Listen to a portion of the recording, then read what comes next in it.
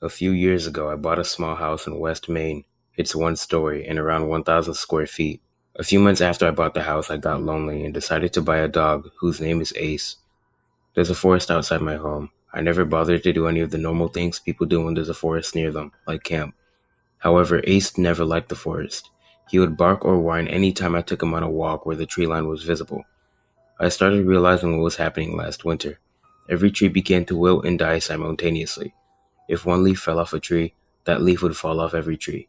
When it became spring, all the leaves would grow back at the same time in place as well. It's as if the forest was one. 2 months ago, Ace picked up the habit of scratching my door anytime I locked him out of my room.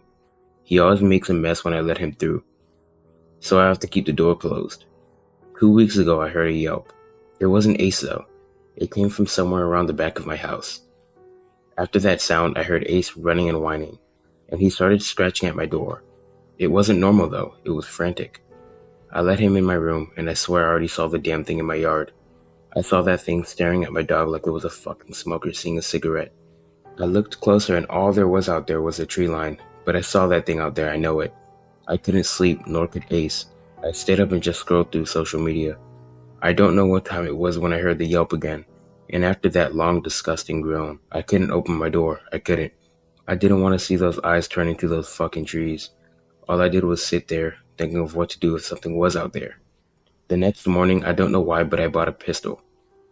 Something told me to buy a pistol. It was some kind of Glock. I don't remember the exact name, and the name doesn't matter. That night, it happened again. The yelping, groaning, scratching, and the fucking staring. This time, though, I went outside. A pistol at my hip. Either that thing was going to end up with a bullet hole in its head or I was going to die. And I would be damned if I let the latter happen. In the maybe 20-degree weather, just waiting. But nothing happened. I waited and waited, but there was nothing. Until Ace was scratching at my door. I looked around and saw it coming out of the tree line. The long, pale limbs. Maybe 4 eyes. And I heard the groan. But it wasn't a groan, it was a scream. The loudest scream I had ever heard. The thing ran at me, and I drew my gun. I was still shooting when it was down. I moved to grab my phone to call the police, and the second I turned around, it was gone. I called the police in shambles, not knowing what to do. I got a fine for prank calling 911, but I know what I saw. I have to move away. I can't look at that forest ever again.